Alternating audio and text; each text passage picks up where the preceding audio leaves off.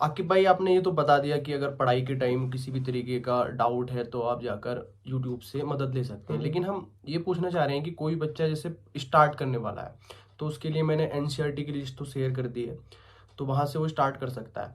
लेकिन उसके बाद कौन सी स्टैंडर्ड बुक्स हैं जिनका वो सहारा ले सकता है? तो आप प्री और मेंस दोनों के लिए अलग अलग बताइएगा, क्योंकि प्री के जो सब्जेक्ट हैं वो अलग हैं, मेंस के जो सब्जेक्ट हैं वो अलग हैं। तो आप मेंस में पेपर वाइज बुक्स के नाम क्या क्या हैं और किस तरीके से पढ़ना है तो ये बताइएगा। देखिए, मेंस में अपन ऐसे से शुरू करते हैं। ठीक है। तो कई बच्चों को शुरुआत में जब तैयारी शुरू करते हैं तो उनको डाउट होता है कि यार इतना बड़ा ऐसे 1200 वर्ड्स में लिखना है, 2400 वर्ड्स में लिखना है, कैसे लिखेंगे। तो शुरुआत में तो ये भी रहता है, इसकी टाइमिंग भी पता नहीं यार लिखा जाएगा भी नहीं लिख जाएगा, फ्लो क्या होता है, कैसे कोट्स का यूज करते हैं, ये सब बहुत डाउट रहते हैं।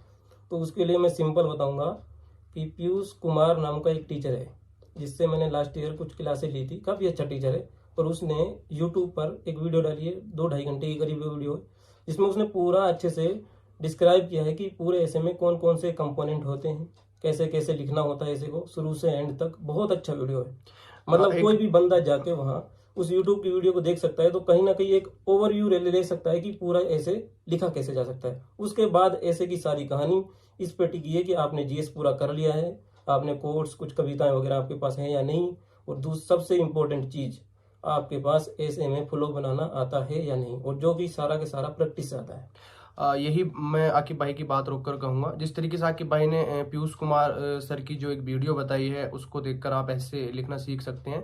तो मैं भी एक वीडियो रेफर करना चाहूँगा, अत्तर आमिर सर की वीडियो है पतंजलि आईएएस पे।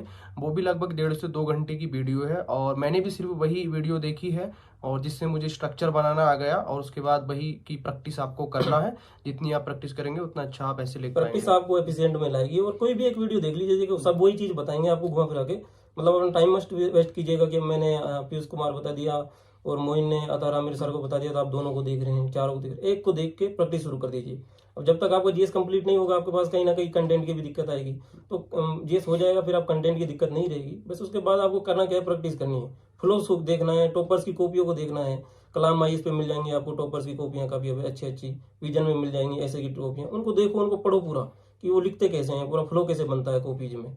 तो वो फ्लो जब आपके समझ में आ जाएगा, जिस दिन आप ऐसे में फ्लो बनाना सीख गए, उस दिन आप ऐसे को कभी भी कैसे भी लिख सकते हैं, कैसे भी ऐसे हो। सबसे बड़ा इंपॉर्टेंट टास्क ऐसे में फ्लो बनाने का होता है। कहाँ से आपने कहानी शुरू की, कैसे आपने डायमेंशंस को कवर किया, और कैसे आपने ऐसे का एंड किया। दैट्स द ऐसे। उसके बाद अपन आते हैं जीएस फर्स्ट पर।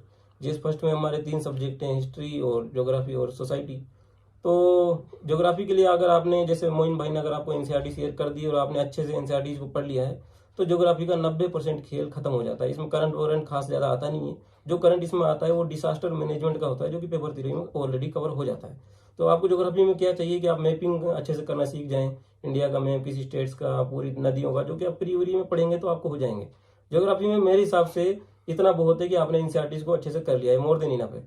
उससे ज़्यादा ज्योग्राफी में कुछ नहीं आता। अगर आपको कुछ एक्स्ट्रा करना ही है, तो मैंने पहले भी बताया था कि ओनली आइस का पढ़ार मटेरियल है, उसमें जो एक बुकलेट उठा लो उसकी और उसको पढ़ लो। उसमें क्या है कि थोड़ा बहुत करंट वरंट अगर आ भी गया तो उसमें हो जाएगा। हिस्ट्री का ये है कि अगर आपने ओल्ड एनसीईआरटी पढ़ी हैं, ये मेरी शर्त है, अगर आपने ओल्ड एनसीईआरटी पढ़ ली है तो आपको कहीं जाने की जरूरत नहीं है। उसमें आपको फाइन आर्ट की किताब मिलेगी 11वीं क्लास की, पूरा आर्ट एंड कल्चर उसमें मिल जाएगा। हिस्ट्री की पूरी मिल जाएगी, आर.एस. शर्मा की पूरी, और वही पूरा मॉडर्न आपको स्पेक्ट्रम में मिल जाएगा। तो यही सारे कुछ करके जाते हैं, हम भी यही करके गए थे। बस उनका आपको करना क्या है, देखो मेंस में एक स्ट्रेटजी होती है। अगर आपके पास टाइम है तो पूरा मेंस का सिलेबस उठाओ, लास्ट ईयर के 10-12 साल के 15 साल के पेपर को अपने सामने रखो, और एक ओवरव्यू बनाओ कि क्वेश्चन सिलेबस से कैसे उठ के आते हैं। जब आपका ये व्यू बन जाए तो अपने सेल्फ नोट्स बनाना शुरू कर दो। अगर आपके पास आईपैड है तो बहुत बढ़िया है, नहीं तो कॉपी में बना लो।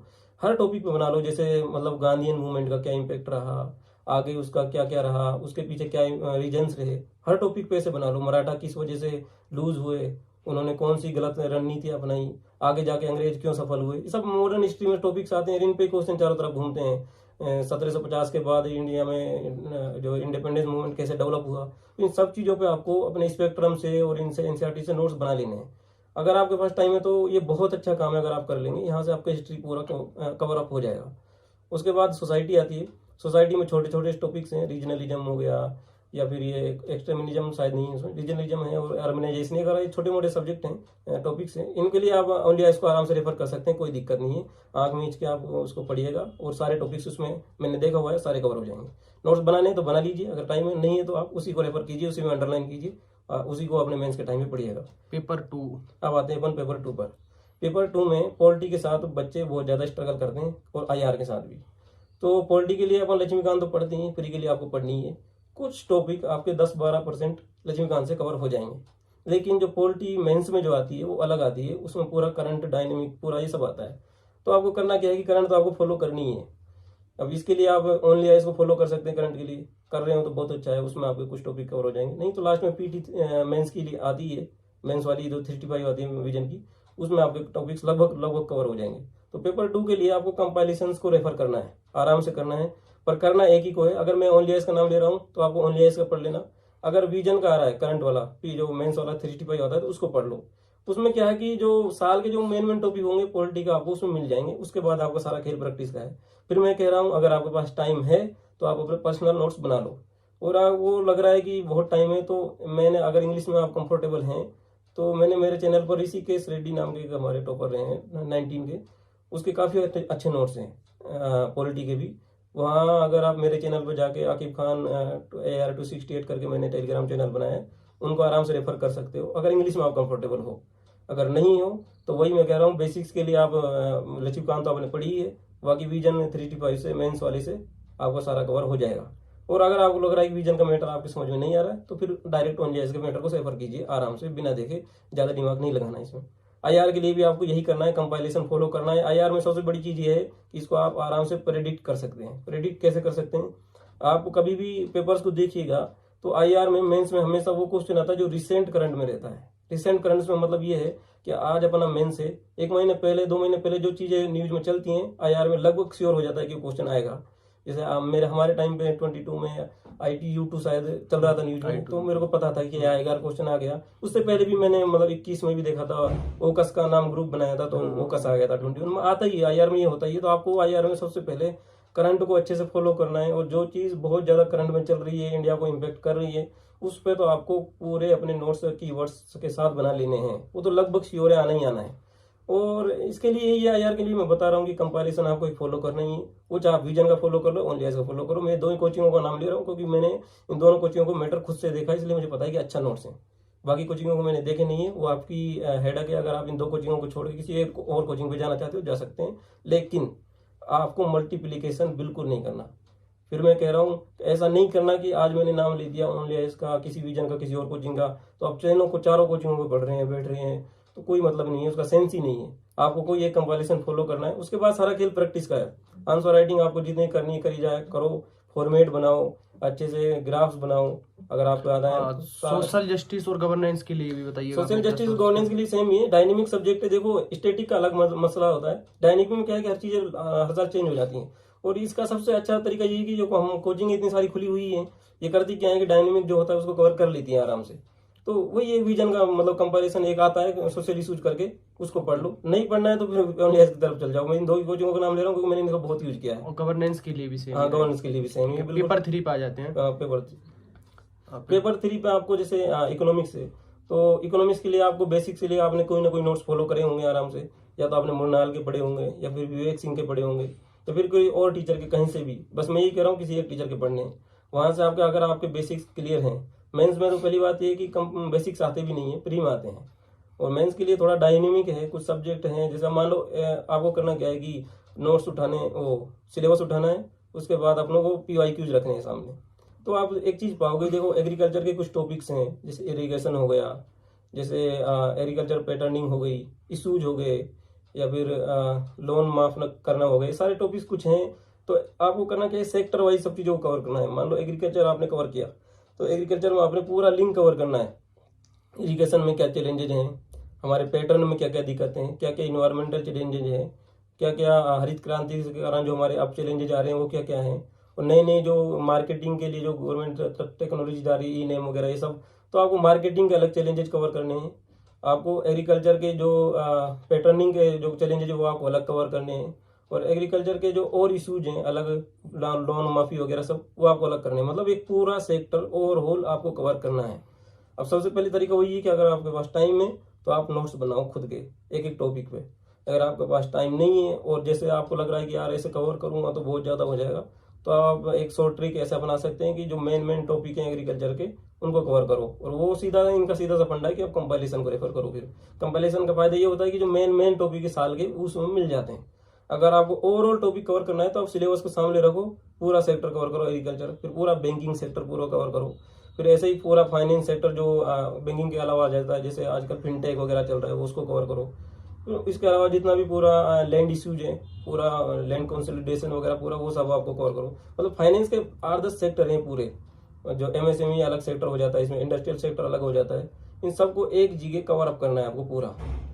इसके अलावा disaster management, science tech, disaster management का तो ये है कि देखो सिक्योरिटी, 2-4 टॉपिक के गिने चुने। एक अगर कहीं बाढ़ वगैरह आ गई है, मान लो कहीं भी आ गई, तो नोट्स में कवर पक्का आएगा। उसके लिए आर्टिकल वगैरह आएंगे हिंदू में। मान लो अगर अपने गुवाहाटी में आ गई, कहीं भी आ गई, जो हर साल आती हैं, उसके लिए आपको वही डिजास्टर मैनेजमेंट की तकनीक है। सीधा सा फंडा होता है कि पहले और ड्यूरिंग एंड बाद में, तो ये पूरा एक फंडा सा होता है, उसको आपको पूरा एक कवर करके रखना है पूरी। जैसे मान लो आपको करना क्या है डिजास्टर मैनेजमेंट के लिए कि बाढ़ है, तो बाढ़ के लिए आपको एक अलग से एक मतलब ओवरऑल टॉपिक बना के रखने की क्या स्ट्रेटजी होनी चाहिए बाढ़ को मैनेजमेंट करने के लिए। तो उसके लिए पहले जो बाढ़ पे आने से पहले वाले टॉपिक, बाढ़ आने के दौरान, बाढ़ आने के पश्चात, ऐसे ही भूकंप के लिए आपको सोर्स बताइएगा। सोर्स के लिए तो ये कंपाइलेशन है ओनली, इसका पूरा बेसिक कंपाइलेशन अच्छा है उसके लिए प्रहार आपको। इसीलिए इसी तरीके से साइंस टेक्नोलॉजी के देखो, इंटरनेट, साइंस टेक्नोलॉजी में बच्चों को दिक्कत रहती है कि यार बेसिक कहाँ से कवर करें। तो बेसिक के लिए मैं आपको एक यूट्यूब पे वीडियो बताऊंगा, उसका नाम है फ्यूचर कोप आईएएस। फ्यूचर कोप आईएएस करके चैनल है, उस पर एक बंदे ने साइंस टेक्नोलॉजी बेसिक के साथ कवर करवाई है। वो वीडियो काफ़ी ओल्ड है, 19 की या 20 की है, पर हाँ उसमें आपके बेसिक्स बहुत अच्छे से हो जाएंगे। मतलब पूरा डीएनए, मतलब बायोलॉजी, पूरा जितना भी सब्जेक्ट है ना, बायो और ये स्पेस सेक्टर, डिफेंस सेक्टर, पूरा उसमें आपको बेसिक्स के साथ मिलेगा। लेकिन आपको करना क्या है कि अब जैसे इस बार मैं बता सकता हूँ कि चंद्रयान 3 लॉन्च हुआ है, तो 99% चांसेज है स्पेस सेक्टर पे कोई ना कोई क्वेश्चन आएगा, इंडिया ने क्या क्या अचीव किया है। तो आपको इन चीज़ों पर अपनी निगाहें रखनी है कि स्पेस सेक्टर पर इंडिया को लेकर क्या चल रहा है। बहुत इंपॉर्टेंट टॉपिक्स कुछ ना कुछ हर वक्त न्यूज में चलते हैं, जैसे स्पेस हो गया, बायोटेक्नोलॉजी हो गई और इंफॉर्मेशन टेक्नोलॉजी हो गई। तो इनके लिए देखो रिसेंट कवर आपको करना है, तो उसके लिए आपको कंपाइलेशन फॉलो करना ही है, उसके लिए तो आपको सोचना ही नहीं है। बाकी बेसिक्स के लिए जो मैंने वीडियो बताई वो पढ़ लो, इसमें आपका स्पेस सेक्टर पूरा कवर हो जाएगा। टाइम है वही स्ट्रेटजी आपको सेम अपनानी है, टाइम है तो फिर वही सिलेबस और पीवाईक्यूज को अपने सामने रखो और एक एक टॉपिक को कवर कर लो। उसी तरीके से करो जैसे डिफेंस सेक्टर अलग हो गया, स्पेस अलग हो गया, बायोटेक्नोलॉजी अलग हो गई, इंफॉर्मेशन टेक्नोलॉजी अलग हो गई और मिसलेनियस टॉपिक्स अलग हो गए। 8-10 टॉपिक्स बनेंगे टोटल मेंस के लिए। इनके लिए अपने अपने पूरे कीवर्ड्स बना के रखो, क्या इनके इम्पैक्ट होंगे, क्या इनके रीजन्स हैं, आगे क्या करना है, यही सब वे फॉरवर्ड बना के अपने हर टॉपिक्स पर बना करो। एग्जाम्पल सेट करके रखो, एग्जाम्पल्स का बहुत बड़ा गेम होता है साइंस टेक्नोलॉजी में। और पेपर 3 में इसके बाद हमारा आता है इंटरनल सिक्योरिटी। तो इंटरनल सिक्योरिटी में भी कुछ टॉपिक्स हैं, जैसे टेररिज्म हो गया, या फिर हमारा सबसे इंपॉर्टेंट टॉपिक साइबर सिक्योरिटी का, हर बार क्वेश्चन आता ही आता है यहाँ से। इसके अलावा उग्रवाद हो गया या फिर अतिवाद, जो भी हम इंग्लिश में इन पॉइंट्स का नाम लेते हैं। तो इनके लिए अगर आपको हर टॉपिक पर अपने नोट्स बनाने ही बनाने हैं, मतलब बहुत छोटे छोटे टॉपिक्स हैं। और यहाँ पर क्वेश्चन क्या है कि बहुत प्रिडिक्टेबल होता है, पता लग जाता है कि यहाँ से क्वेश्चन आएगा। मान लो मणिपुर वॉयलेंस चल रहा है, तो बहुत बड़े चांसेज है कि क्वेश्चन आ जाए कि इंडिया की जो सीमाई सुरक्षा है उसके ऊपर कुछ क्वेश्चन आए, या फिर इंडिया का जो इंटरनल सिक्योरिटी में मान लो उग्रवाद का जो टॉपिक है वहाँ से कुछ क्वेश्चन आए। वो आपको क्या है कि इन चीज़ों पर अवेयर रहना है और टॉपिक्स को पहले से पॉइंट्स तैयार करके रखने हैं। तो साइबर सिक्योरिटी वगैरह ये बहुत पुराने टॉपिक है और इनके आपको जो अगर मतलब मैटर चाहिए तो आप ओनली इसके मटेरियल पढ़ा अच्छा है, वहाँ से आपको सारी चीज़ें मिल जाएंगी। नहीं तो विजन को आराम से रेफर कीजिए। मतलब ये है कि आपको हिचकिचाना नहीं है, किसी कहाँ जहाँ भी आपको अपना काम का चीज़ मिले वहाँ उसको आराम से रेफर करो, अपने पॉइंट्स काम की चीज़ें उठाओ और एक तरफ रख दो। वो चाहे आपको कहीं से भी मिले, कोचिंग से मिल रही है, किसी टॉपर के नोट्स से मिल रहे हैं या कहीं और से मिल रहे हैं। और बस ये है कि इन चीज़ों को मैं बार बार नाम दे रहा हूँ, मल्टीप्लिकेशन नहीं करना है। तो इसमें आपका एनवायरनमेंट के लिए भी आपकी सेम ही स्ट्रेटजी है, बाकी इतने के लिए तो मैं अलग बताऊंगा ही। इथिक्स के लिए आकिब भाई ने बताया है कि धर्मेंद्र झाकड़ के जो नोट्स हैं तो वो काफी कारगर सिद्ध हो सकते हैं। एथिक्स के लिए एक चीज याद रखिएगा, बच्चे करते क्या है कि बहुत सारे एग्जांपल्स के स्टडीज बना लेते हैं, लेकिन जब पेपर आता है तो वो लिख नहीं पाते उनको। उसका सबसे बड़ा रीजन होता है उनको लगता है कि एक बार पढ़ के याद हो जाएंगी तो पेपर में भी लिख देंगे, ये नहीं होता है। आपको करना क्या है कि आपने देखो इसेंशियल है एथिक्स के लिए, आपको केस स्टडीज बनानी ही बनानी है, एग्जाम्पल्स लिखने ही लिखने हैं। तो फिर एक चैलेंज होता है कि उनको कैसे याद रखें, मतलब कैसी कौन सी स्ट्रेटजी अपनाई जाए, को पेपर में भी याद आ जाए। और उसके लिए आपको सिंपल सा फंडा है, जितने भी 25, 30, 50 एग्जाम्पल्स आपने बनाए हैं, रोज सुबह 10 मिनट उठ के उनको देखा करो, या फिर शाम को जब भी आपको चाय पे वगैरह टाइम मिले, रोजाना टाइम अगर आपकी आंखें उससे घूम गई तो मैं गारंटी लेता हूँ कि 30 दिन के बाद वो चीजें अपने आप आपके माइंड में इस तरह से सेट हो जाएंगी कि वो पेपर में भी आपको याद आएंगी। दूसरा ये करना है, जिस दिन एथिक्स का पेपर हो 2 घंटे का बीच में गैप मिलता है, उसमें उन एग्जाम्पल्स को एक बार आप देख लो। एक बार आपकी आगे निगाहें उनसे घूम गई तो पेपर में वो चीजें याद आ जाएंगी। ये चीज मैंने अपने मेंस में अपनाई थी 22 वाले में।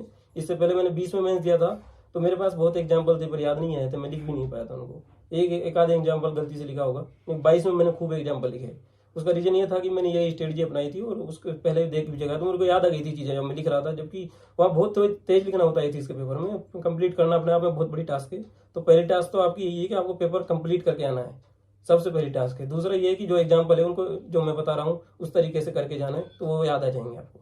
बाकी धर्मेंद्र जाकर के नोट्स काफी अच्छे हैं, उनमें आपको बस ये है कि रिसेंट के एग्जाम्पल्स कुछ ऐड कर लेने हैं। 1-2 टॉपिक वहाँ से कुछ गायब हो जाएंगे, गायब मिलेंगे आपको, थ्योरीज के, जैसे कांट की थ्योरी हो गई, सोक्रेटिस की थ्योरी होगी, तो उनके लिए मैं अपने नोट्स कभी टाइम मिलेगा तो डाल दूंगा 2-4 थ्योरीज के। बाकी 2 सारे अच्छे हैं नोट्स। आकिब भाई ने मेंस के लिए किस तरीके से बताया कि किन सोर्सेज का सहारा लिया और इन्होंने सेल्फ स्टडी से ही एग्ज़ाम क्रैक किया है, तो आप ये सारी चीज़ें अपना सकते हैं जो लोग सेल्फ स्टडी कर रहे हैं। और सबसे इम्पोर्टेंट चीज़ जो आकिब भाई ने बीच बीच में कहा और मैं भी कहना चाहूँगा कि प्रीवियस ईयर क्वेश्चंस और सिलेबस हमेशा आपके टेबल पे होना चाहिए, जिससे आपको पता चलता है कि यूपीएससी किस तरीके से क्वेश्चंस पूछता है, तो आप उसी तरीके से प्रिपरेशन करते हैं। किस तरीके से क्वेश्चंस आने वाले हैं, कैसे प्रिडिक्ट किया जाता है, तो ये प्रीवियस ईयर को जब आप देखते हैं तो आपको एक अंदाजा हो जाता है। जैसे बीच बीच में आके भाई भी जिक्र कर रहे थे कि कैसे ये प्रिडिक्ट करते थे क्वेश्चंस को, और आपको एक आत्मविश्वास मिलता है कि मैं जो तैयारी कर रहा हूँ, मैं जो सोर्स फॉलो कर रहा हूँ, यकीनन वो बेहतर है और उससे सफलता मिल सकती है। इसी तरीके से हम अगली वीडियो बनाएंगे कि प्रीलिम्स के लिए सेल्फ स्टडी में कौन से सोर्स का इस्तेमाल होना चाहिए, और टाइम पे जो भी आपकी क्वेरी रहेगी तो हम कोशिश करेंगे कि हम वीडियो बनाते रहें। धन्यवाद। Thank you.